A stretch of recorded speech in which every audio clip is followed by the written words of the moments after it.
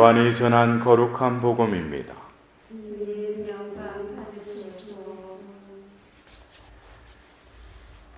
그때의 예루살렘에서는 성전 봉헌 축제가 벌어지고 있었다. 때는 겨울이었다. 예수님께서는 성전 안에 있는 솔로몬 주랑을 거닐고 계셨는데 유다인들이 그분을 둘러싸고 말하였다. 당신은 언제까지 우리 속을 태울 작정이요? 당신이 메시아라면 분명히 말해보시오. 그러자 예수님께서 그들에게 대답하셨다. 내가 이미 말하였는데도 너희는 믿지 않는다. 내가 내 아버지의 이름으로 하는 일들이 나를 증언한다. 그러나 너희는 믿지 않는다. 너희가 내 양이 아니기 때문이다. 내 양들은 내 목소리를 알아듣는다. 나는 그들을 알고 그들은 나를 따른다. 나는 그들에게 영원한 생명을 준다. 그리하여 그들은 영원토록 멸망하지 않을 것이고 또 아무도 그들을 내 손에서 빼앗아 가지 못할 것이다. 그들을 나에게 주신 내 아버지께서는 누구보다도 위대하시오. 아무도 그들을 내 아버지의 손에서 빼앗아 갈 수 없다. 아버지와 나는 하나다. 주님의 말씀입니다.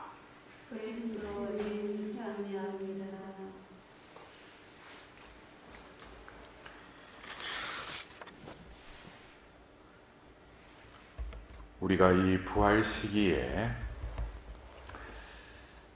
제1독서의 말씀을 사도행전의 말씀을 듣고 있습니다. 사도행전 2장에 바로 삼위일체 하나님의 한 위격이신 성령 하나님이 그들에게 또 내려오심으로 바로 그들은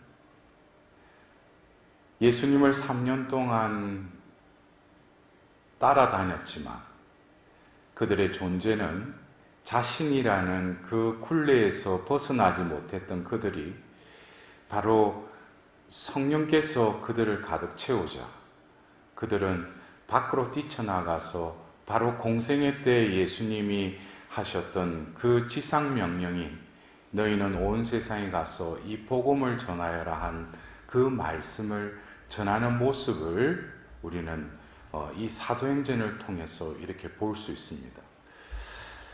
어쩌면 예수님께서 온 세상에 가서 복음을 전하여라 이것이 어떤 명령이기도 하지만 이것은 약속이기도 하다는 거예요. 그것을 이루시는 분은 하나님이시지 그것을 우리에게 주신 명령이라고 해서 우리가 그거를 수행하는 것이 복음 전파가 아니라는 거예요. 그것을 우리는 이 사도행전을 통해서 바로 그들이 복음을 전하는 주체가 아니라 바로 그들에게 임하신 그 성령 하나님에 의해서 그들은 바로 생명의 복음을 전하게 되고 또 그들이 간 곳에 병자와 허약한 이들 또 굶주린 이들에게 예수님이 하셨듯이 이적과 표징과 어떤 기적들을 일으키는 그 과정을 우리는 바라보면서 분명히 하나님의 방법은 하나님께서 주도하시고 또 하나님이 때가 되시면은 당신 방법으로 그 구원 계획을 이어가신다는 것입니다. 우리가 사도행전을 보면은 바로 그 2장 이후로 바로 그 예루살렘 교회가 바로 하나님께서 또 믿는 이들을 풀어나게 하시면서 많은 이들이 이렇게 신자가 되는 그 공동체의 모습 어떻게 보면은 공동체가 성장하는 그 모습 이면에 바로 사도행전 7장의 스테파노의 순교를 통해서 이제 순교가 일어나면서 바로 그 교회의 박해가 또 이어집니다. 그러면서 그들은 어쩔 수 없이 온 유다와 사마리아로 흩어지게 되고, 또 그들이 흩어진 그곳에서도 하느님께서는 바로 사도행전 1장 8절의 말씀에 그 약속이 이루어짐을 우리는 볼 수 있습니다. 바로 예수님께서 승천하시기 전에 성령이 너에게 내리시면 너희는 힘을 받아서 예루살렘과 온 유다와 사마리아 이 땅 끝에 이르기까지 나의 증인이 될 것이다. 이것은 너희들이 그렇게 하라는 것이 아니라 너희들에게 오시는 그 성령의 힘을 받으면 바로 예루살렘뿐만 아니라 온 유다와 사마리아 뿐만 아니라 이 땅 끝에 이르기까지 나의 증인이 될 것이다. 이것은 예수님의 약속이기도 한 거예요. 구원 계획을 그들에게 말씀하셨지만 그들은 이해를 못한 거죠.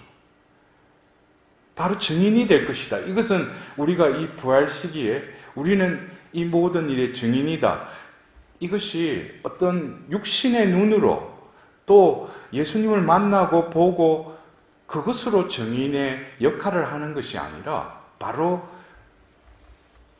증인이 되게끔 하시는, 그래서 요한 1서에도 보면 물과 피와 성령께서 바로 하느님을 증거하신다고 했어요. 증인이라고 그랬어요.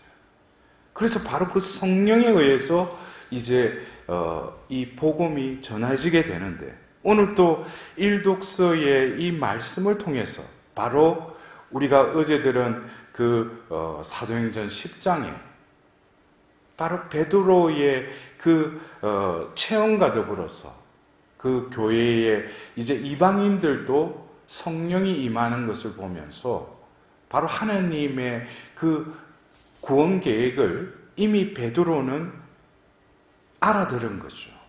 그러면서 오늘 우리가 들었던 이 독서의 말씀도 바로 스테파노의 일로 일어난 박해 때문에 흩어진 이들이 페니키아와 키프로스와 안티오키아까지 가서 유다인들에게만 말씀을 전하였다.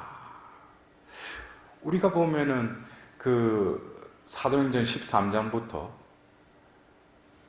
바오로와 바르나바 일행들이 이제 1차 전도 여행을 할 때도 그들은 안식일에 회당에서 복음을 전했다는 거예요. 안식일에 회당에 모이는 이들은 유대인들이죠. 하느님은 이방인들을 위한 그릇으로 바오로를 선택하셨지만 또한 바로 구약의 그 선민인 이스라엘 백성들도 하느님은 간과하지 않고 그들에게도 복음을 들을 기회를 주셨지만 그들은 길을 막았던 것이죠. 오늘 우리는 복음의 말씀을 통해서도 왜 그들은 귀와 눈이 이렇게 막혀져 버렸는가? 아브라함의 후손들인데. 그래서 오늘 그 유다인들이 바로 예수님을 향해서 당신이 메시아라면 분명히 말해 주시오라고. 왜냐하면 이렇게 보면은 바로 그분의 말씀이나 어떤 행위를 통해서 어떤 이들은 예언자다, 여러 어떤 그 소문이 퍼졌는데 그들이 진정으로 기다렸던 것은 메시아라는 거예요. 자기들을 구원할 메시아. 그러나 이 예수라는 자가 하는 걸 보면 율법을 어기는 거예요. 안식일 규정을 어기지 않나. 여러 가지들을 자기들이 기대했던 메시아 상과는 뭔가가 틀린 거예요. 그리고 자기들을 구원하기 위해서 어쩌면 권능과 권위를 가지고 어떤 그 동족을 구원할 그런 메시아를 보기에는 너무나 초라하고 너무나 평범한 그 예수님을 보고 그들은 의문이 생겼고 결국 그러나 그 마음속에는 당신이 메시아인지를 다시금 확인하고 싶었던 거예요. 그러나 예수님의 이 메시아는 겉으로 드러나는 어떤 왕으로서 세상의 왕처럼, 그래서 예수님께서도 세상의 왕처럼 지배하는 것이 아니라 뭐예요? 자신의 몸값을 치러서 구원하려는 어떻게 보면 세상의 왕과는 완전히 위상이 다른 그런 삶을 살아가시는 걸 보면서 그들은 이해가 안 됐던 것이죠. 그러나 예수님은 그 메시아성, 바로 당신이 바로 사람의 아들이요 하느님 보내신 그 메시아라는 것을 겉으로가 아니라 바로 존재론적인 차원에서 그들에게 말씀하시지만 그들은 뭐겠습니까? 눈과 귀가 가려져서 들을 수도 없고 볼 수도 없는 것이죠. 그래서 오늘 예수님께서 너희가 내 양이 아니기 때문이다. 그렇다면은 우리가 진정으로 이 부활 시기에 예수님께서 부활하셨고 예수님은 착한 목자이시고 우리는 그 목자를 뒤따르는 양들이라면 바로 예수님의 말씀대로 내 양들은 내 목소리를 알아듣는다 그랬어요. 내 양들은 내 목소리를 알아듣는다. 어떻습니까? 나는 진정으로 예수님의 그 목소리를 알아듣는지 아니면 매 순간 나로부터 올라오는 여러 가지 내면의 소리에 더 귀 기울이고 내 의지는 그것에 협력해서 내 뜻을 살아가고 있지는 않는지. 그러나 예수님은 내가 그 목자에 걸맞는 착한 양이 아니더라도 나는 그들을 알고 그들은 나를 따른다 그랬어요. 그리고 나서 이어서 뭐라고 하시면 나는 그들에게 영원한 생명을 준다. 나는 그들에게 영원한 생명을 준다. 여러분들, 우리가 생명하면은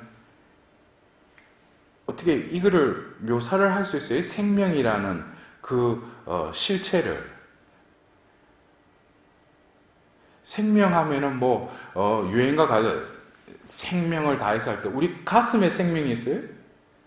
아니면 목숨에 어떤 목에서 왔다 갔다 하는 이 숨이 이게 생명이에요? 생명은 뭡니까? 이것은 어떻게 구체적으로 어떻게 표현할 수 없는, 그러나 우리는 영원한 생명하면은 어떻게 표현은 못하지만 우리는 그것을 믿는다는 거예요. 영원한 생명을 우리가 모르지만 그러나 우리는 알고 있어요.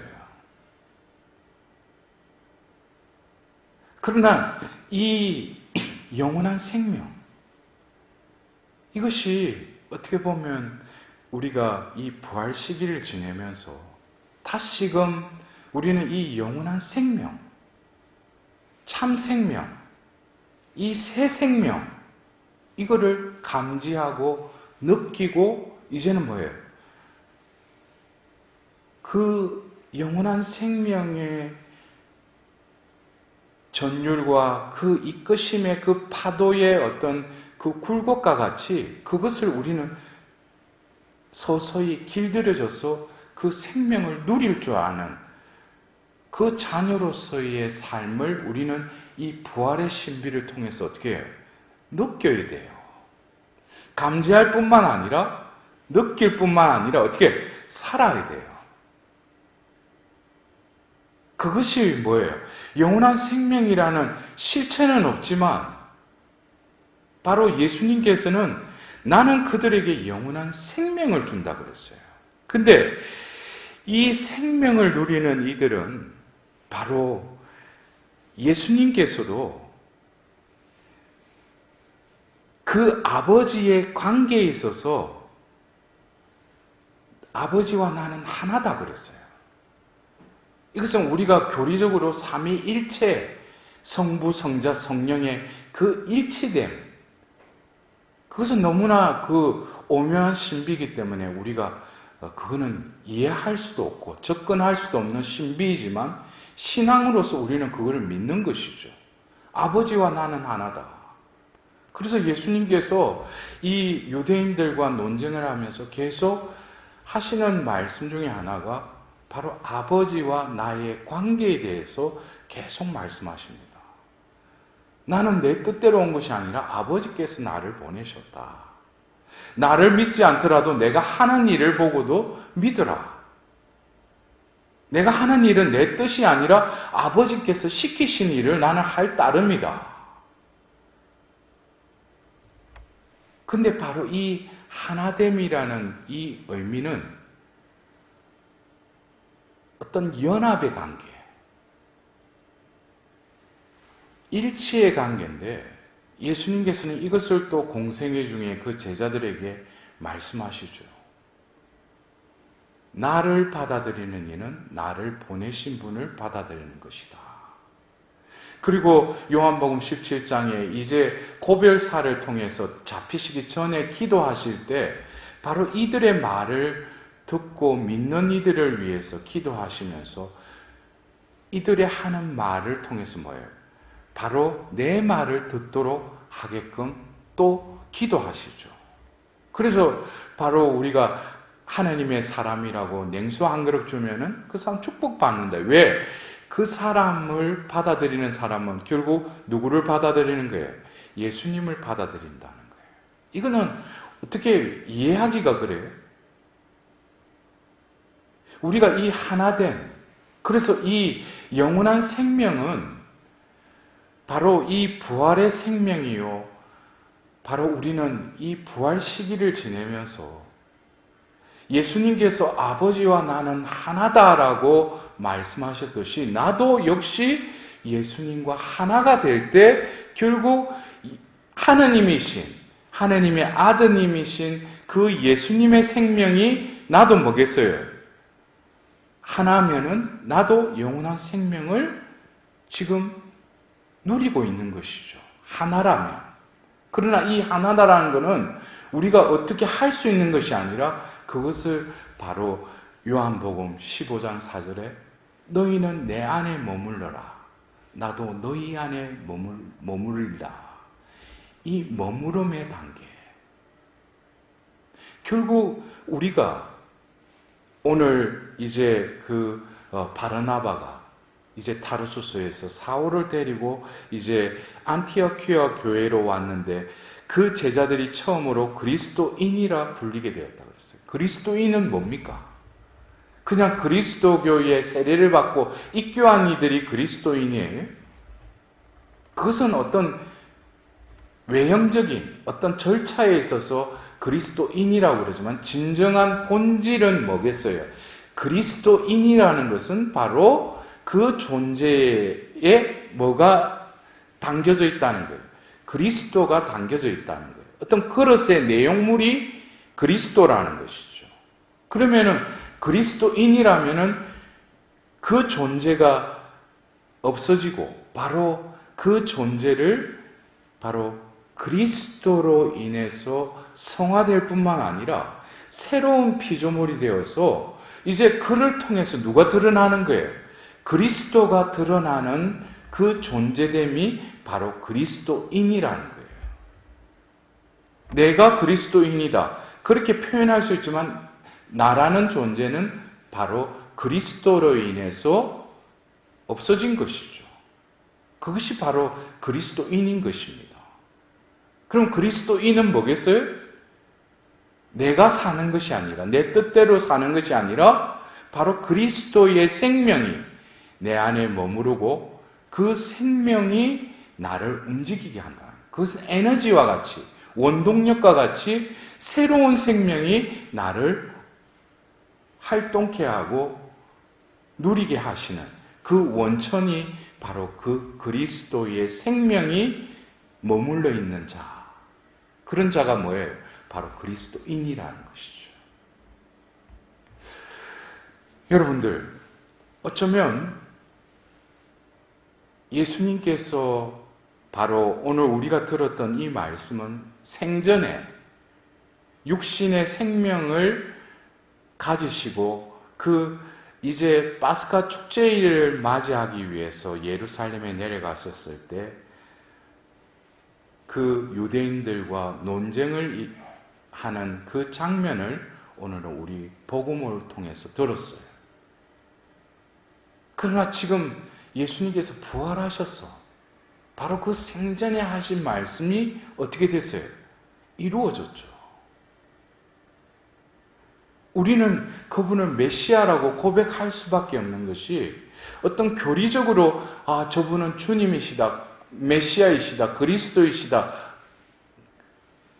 그런 차원이 아니라 바로 나의 존재가 그분을 어떻게 메시아라고 고백하지 않을 수 없다는 거예요. 왜? 나도 이제 영원한 생명을 누릴 수 있는 그 초대에 우리는 부르심 받았을 뿐만 아니라 우리가 그 부르심에 항구하게 합당하게 살아간다면 우리는 분명히 하나님의 상급과 보상으로 우리에게 어떠한 삶을 우리에게 주실 겁니까? 바로 영원한 생명의 삶, 영원한 삶을 우리에게 분명히 주신다는 것이죠.